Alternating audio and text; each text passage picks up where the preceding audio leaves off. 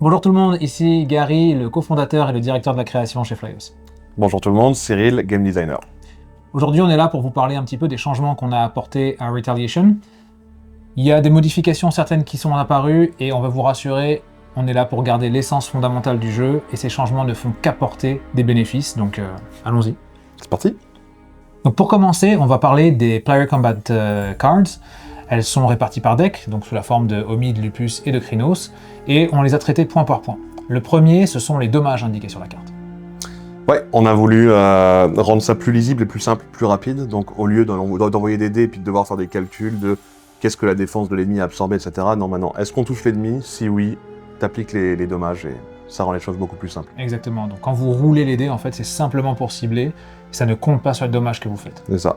L'autre chose qui a été modifiée, c'est aussi les intentions par forme. Ouais, on a voulu vraiment mettre le focus là-dessus, donner de la personnalité à chaque forme. Donc le Homid va avoir beaucoup plus un rôle de weapon, voire weapon distant, mettre des pièges et supporter le reste de l'équipe en les soignant, protégeant, etc. Le Lupus, lui, va être personnage très rapide qui va être là pour aller mettre plein de tokens d'effet sur les ennemis et puis faire du dégât mono-cible globalement. Quand le Krynos, lui, fait des gros dégâts de zone et puis va pouvoir faire office de tank aussi selon comment vous décidez de le jouer. Effectivement. Là aussi, ce qui change par rapport au Player Combat Card, c'est qu'il n'est plus lié à votre niveau de skills ou d'attributs en fait. Ouais, en effet, parce qu'on a voulu en fait rendre accessibles les cartes à tout le monde. C'était à la fois mieux pour le balancing du jeu et des combats, et puis moins frustrant aussi pour les joueurs de se dire bah ok, je me suis spécialisé en mental et du coup j'ai pas accès à certaines choses. Ce qui va faire varier en fait si vous avez plus de physique, c'est est-ce que vous allez être capable d'aller chercher le critical strike qu'on verra tout à l'heure, mais globalement vous avez accès à toutes les cartes, peu importe votre niveau de physique. Justement, et une des façons aussi de faire progresser votre deck, c'est que maintenant vos Auspice Gifts deviennent des formes d'amélioration. En fait. Le deck de combat que les joueurs ont tous, et les auspices vont venir remplacer certaines de ces cartes. Elles auront le même nom, c'est juste qu'elles ont une version améliorée de ces cartes-là. Et c'est notamment ça qui va déterminer vers quel type de gameplay tu t'enlignes. Est-ce que tu vas plutôt vouloir être un tank, un gros bourrin mono-cible, plutôt jouer avec l'occulte, etc. Et en fonction, ton deck va changer et chaque joueur aura un deck avec des cartes uniques en fait dedans à la fin. Exactement. Puis pour l'anecdote, ces cartes-là auront un petit effet métallisé, un petit effet foil dessus, de toute beauté. Maintenant, concernant les Strategy Packs. À l'époque, on avait un deck de Strategy Pack qui était lié à un Spirit. Ça cut. Ouais, alors ça, je sais que ça a beaucoup parlé là-dessus, et je vais même vous dire, quand j'ai lu les règles pour la première fois, j'étais le premier à dire « Wow, ça a l'air génial ». La vérité, c'est que ça, c'est en théorie. En pratique, quand on a testé le jeu, etc., et qu'on a fait tester le jeu à des joueurs, personne ne les utilisait, et c'était trop restrictif, même au niveau, par rapport au fait que si vous êtes un ou deux joueurs, vous n'avez pas accès aux mêmes choses, etc. Et aujourd'hui, ça a été largement compensé par justement le redesign des cartes de combat, qui offre énormément de possibilités. On a fait des tests avec des joueurs, et aucun joueur ne combattait de la même façon, mettait ses propres stratégies. Donc aujourd'hui, en fait, le Strategy Pack a disparu en tant que tel, mais il a été overcompensé par tout ce qui a changé en fait dans le jeu au niveau stratégie. Puis les joueurs les oubliaient tout le temps aussi. Oui, c'est ça, les joueurs les oubliaient en permanence, jusqu'à ce qu'on les mette au milieu de la table, et que les joueurs les oublient quand même. Mais c'est ça, et au final, aujourd'hui, on a deux choses qui compensent ça. La première chose, c'est les combats de cartes qu'on a redesignés, qui sont tellement permissives au niveau... Si vous testez ça avec ça et ça avec ça, vous avez plein de stratégies qui se mettent en place naturellement, et là, c'est vous qui allez pouvoir le faire. Et aussi, les stratégies packs étaient offertes par les Spirits à l'époque. Et aujourd'hui, ils nous offrent des summons qu'on va pouvoir justement en tant qu'Omid invoquer sur le terrain et qui apportent aussi une grosse dimension stratégique. Je ne vais pas rentrer dans les détails, mais ils ont tous des pouvoirs particuliers, une façon de fonctionner particulière. Et voilà, donc plus de stratégie pack, mais compensé par plein d'autres choses. Les State Cards maintenant.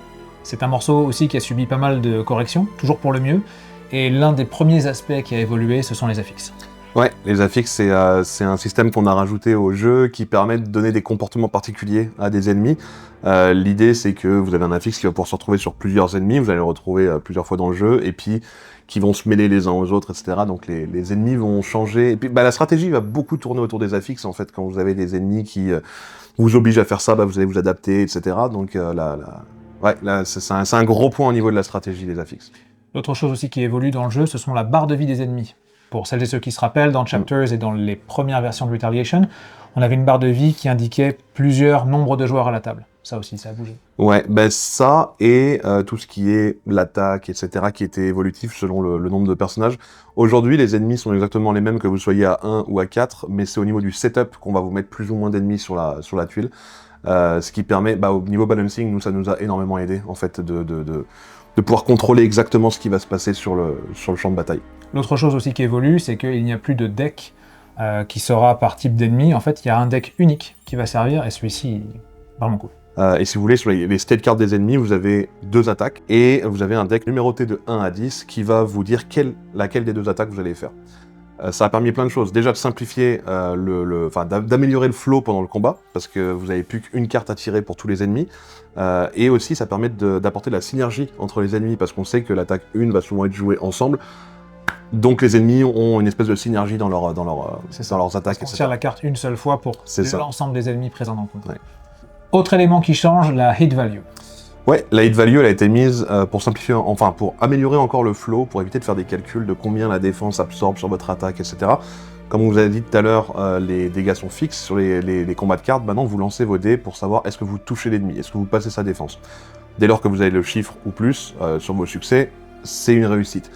Ça apporte aussi la critical hit value. Tout à l'heure, on vous disait que tout le monde avait accès au combat de cartes, mais que le physique allait quand même changer quelque chose pour ceux qui en ont plus. La critical hit value a toujours une valeur plus élevée que la hit value et déclenche un effet supplémentaire. Imaginons, ça peut rajouter un bleed token sur la cible ou lui rajouter plus de damage, etc. Donc quelqu'un qui est vraiment orienté physique, c'est ce qu'il va aller chercher, mettre du gros critique sur les monstres en général. Et vous avez la Glorious Attack qui, celle-ci, est une attaque unique que vous pouvez faire contre un NPC et qui a une condition pour la réaliser. Exemple, être en lupus dans le dos de l'ennemi et faire plus 5 de hit value, ce genre de choses. Et ça va toujours vous rapporter une page narrative où on vous explique ce que justement vous faites. Ça, au niveau de l'immersion, c'est très très cool. Et ça vous donne des bonus aussi, en plus de l'XP, et puis des trophées en plus pour votre scénario, donc voilà. Ce qui change également, c'est les types d'ennemis. On a mis un petit peu d'ordre là-dedans, on a créé des catégories qui sont toutes différentes, on va les lister justement. L'une, qui est une addition qui est vraiment nouveau à notre deck, ce sont les minions. Ouais, les minions qui permettent de rajouter énormément de masse sur le plateau. On se retrouve à avoir des vagues et des vagues d'ennemis là dans certains scénarios qui justement donnent l'impression qu'on est submergé par tout le monde. C'est très très cool et il craque sous la dent là. C'est-à-dire qu'un bon Krynos peut en taper 8 d'un coup. C'est assez satisfaisant. Les autres ennemis qu'on a, ce sont les common, donc les NPC réguliers que vous connaissez, qui finalement apportent les modifications dont tu parlais. C'est ça, ni plus ni moins, c'est ça. Ils n'auront pas de Glorious. D'ailleurs, les minions n'ont pas de critical ni Glorious, mais sinon c'est ça, c'est les ennemis les plus communs que vous pourrez rencontrer. Ce qui fait qu'en général, ceux qui vont avoir des Glorious possibles, ce sont on appelle ça les leaders. Ouais, c'est les leaders, et d'ailleurs les leaders sont souvent ceux qui donnent le ton à un combat, parce que souvent la stratégie tourne autour d'eux, de comment est-ce qu'il réagit, quelles sont ses attaques, quels sont ses affixes, et c'est ça. Donc c'est des espèces de mini-boss, et on en rencontre dans quasiment tous les scénarios. Et donc le dernier type d'ennemis qu'on retrouve, ce sont les boss.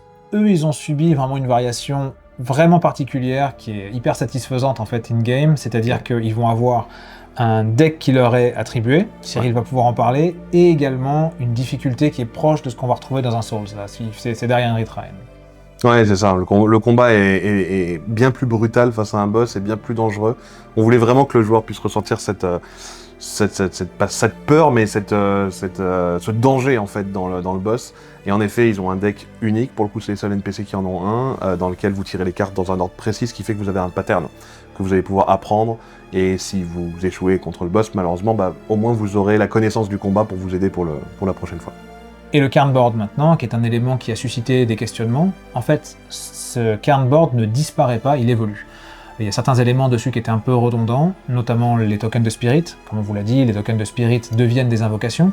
Donc on se sert du tracker sur ce board-là pour pouvoir savoir combien de temps ils peuvent rester sur la scène. Évidemment, on traque les rounds aussi. Certains éléments ont évolué, est-ce que tu veux nous en parler un peu ? Mais oui, par exemple, le tracker de lune, qui a été maintenant en fait mis dans le storybook à chaque fois que vous lancez un scénario, vous voyez sous quelle lune vous êtes. L'idée derrière ça, c'était aussi de simplifier le flow du jeu et de réduire le nombre d'assets sur la table en même temps. C'est un des plus gros retours qu'on a eu quand on a fait les playtests publics, c'est il y a trop de choses dans tous les sens. Et en effet, il y avait beaucoup trop de choses dans tous les sens. L'autre élément du jeu qui a connu des changements assez significatifs, ce sont les bouclettes. En fait, ce qu'on a essayé de faire, c'est d'améliorer l'usabilité de ces éléments de jeu et leur interface visuelle. Et particulièrement dans 2 aspects. Le premier, c'est la section des setups. Ouais, les setups maintenant se retrouvent pour la grande majorité à la fin du chapitre, en fait, à la fin du booklet. Et c'est toujours une double page, donc beaucoup plus lisible, beaucoup plus clair, etc. Et puis le joueur sait exactement où aller les chercher à chaque fois. Clairement, et les outcomes, ça c'est vraiment cool. Les outcomes, ouais, ça c'est une page en fait qui va être toujours la dernière du scénario du booklet et qui va permettre de ne pas avoir à retenir quoi que ce soit comme information dans le jeu. Et imaginons vous setez un round tracker à 10. Initialement, quand il arrive à 0, on vous disait « allez lire cette page-là ». Là, c'est fini. Quand il arrive à 0, vous allez dans la Outcome section et vous voyez ce que ça fait. Ce qui fait que vous n'avez pas à prendre en note, vous n'avez pas à revenir sur la page « oh, est-ce que j'avais set mon tracker, j'ai oublié de le noter, etc. » Donc ça, au niveau du flow et de la facilité de naviguer dans le booklet, ça a vraiment apporté beaucoup.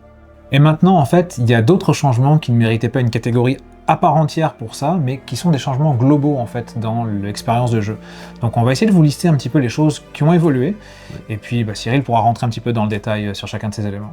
L'un des aspects fondamentaux qui a pas mal évolué en fait à travers les différentes sessions de tests qu'on a refait avec Cyril et avec les narrative designers du studio, ça a été finalement d'orienter le jeu vers quelque chose de beaucoup plus combat, beaucoup plus viscéral en réalité. Ça faisait partie de l'initiative de départ, mais là on a vraiment mis une coche au-dessus là-dessus, tout en gardant quand même un aspect narratif intéressant pour le joueur. Donc, en gros, quand vous allez faire des choix qui vont avoir un impact sur la manière dont votre combat va s'orienter, il y a quand même un intérêt à suivre la narration là-dedans, et surtout, ça a apporté le fait que la narration a été fortement retravaillée pour garder un rythme en fait.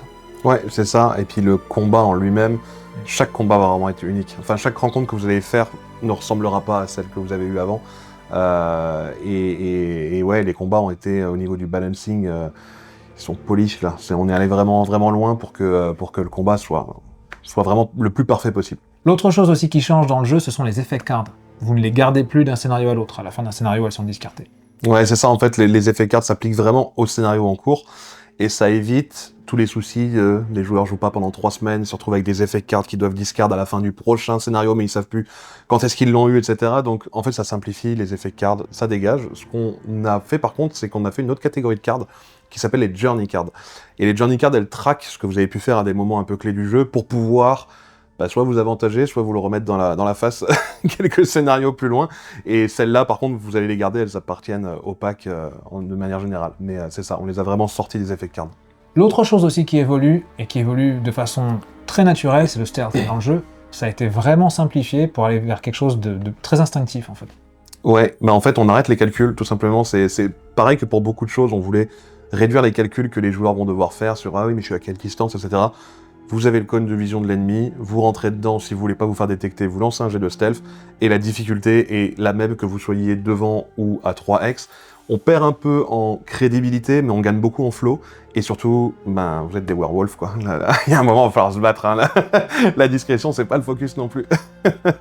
Justement, en parlant de pas de discrétion, pour pouvoir shifter, on a rajouté une dynamique dans le jeu qui rend les choses beaucoup plus vives, en fait. C'est la possibilité de faire un quick shift. Ouais, ça vient tout simplement de... En fait, tous les changements étaient pour aligner aussi la vision qu'on avait au départ du jeu et ce que ça donnait réellement. Et la vision du départ, c'était de pouvoir passer d'une forme à l'autre, etc., passer en crino, se mettre une grosse start, se reculer en mid, et ça marchait pas, parce que le shift prenant un tour, on le faisait très rarement finalement. Et le quick shift, il est venu justement dynamiser tout ça contre une ressource. Vous pouvez quick shift en action bonus, ce qui fait que vous pouvez être constamment en train de changer de forme, etc., et c'est vraiment satisfaisant pour le coup en combat. Ouais.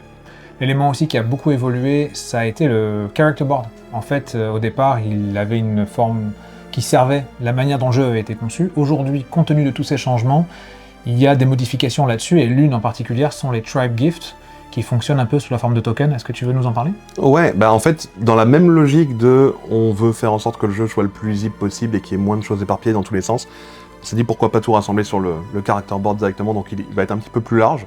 Et dessus, vous allez avoir toutes les informations, votre backstory, votre tribe, votre hospice, etc. Et puis les tribe gifts que vous allez venir... En fait, c'est tous des tokens que vous allez venir implémenter sur votre board. Et les tribe gifts qui seront des petits pouvoirs, comme ça, des petits avantages qui vont vous être donnés, que vous pourrez utiliser pendant les combats ou hors des combats, etc. L'autre élément qui bouge aussi un petit peu dans le jeu, ce sont des petites modifications de gameplay et d'intention en fait qui viennent apporter plus de saveur en fait dans le jeu, notamment l'une de celles-là qui est le Friendly Fire. Ouais, c'est ça, le Friendly Fire, donc le fait que quand vous faites une attaque de zone, vous pouvez toucher vos amis aussi dans cette zone-là. Ça apporte beaucoup au niveau du comment on se positionne en combat. Déjà que les ennemis sont rendus un peu plus dangereux qu'avant, et que la position est importante, si en plus vous devez éviter vos alliés, il y a vraiment une... Stratégiquement, il va falloir vraiment savoir où vous vous placez pour attaquer et tout, ça c'est assez cool. Effectivement. Et vos ressources aussi, la manière de les gérer, c'est quelque chose qui a évolué. On veut que vous soyez plus amené à utiliser votre rage, à utiliser votre will, utiliser ça comme des ressources qui montent et qui descendent en fait. Ouais, et surtout que d'autant plus que la rage, on voulait avoir à la fois cette envie d'en avoir pour pouvoir aller chercher des gros critiques, etc. en envoyant plus de dés, et à la fois cette crainte de partir en Frenzy, parce qu'en Frenzy, Friendly Fire ou pas, vous tapez sur le premier venu, et quand vous avez un Krynos qui peut faire un carnage au milieu de votre groupe, vous avez vraiment pas envie que ça se passe, donc il y a cette espèce de... On gère en permanence pour aller, on va gratter un peu, mais en même temps on fait attention, etc. Et la willpower, pareil, qui est rendue vraiment très importante, et chaque point compte vraiment, donc on fait vraiment gaffe à ce qu'on fait en fait actuellement. Voilà ce qui donne finalement une vue d'ensemble aux corrections majeures en fait, qui ont été apportées à Retaliation. On avait une version du jeu qui fonctionnait, qui était finalement la continuité de ce qui avait été développé dans Chapters, mais lorsqu'on a fait nos premiers tests, on s'est rendu compte qu'il y a des choses qui n'étaient pas assez lisibles, pas assez claires en fait pour les joueurs, et on voulait vraiment retourner à l'essentiel de ce qu'est être un Krynos, de ce qu'est être un Garou dans l'univers, et donc d'orienter le jeu vers plus de bestialité, mais aussi donner aux différentes formes que vous incarnez une utilité autre que simplement tabasser.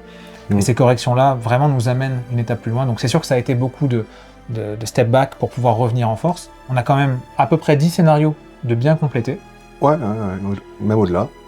C'est vrai. Un petit peu plus. C'est vrai, un petit peu plus. Et ces scénarios sont vraiment concluants. Les tests, en tout cas, qu'on a pour l'instant, sont très concluants avec ces nouveaux systèmes.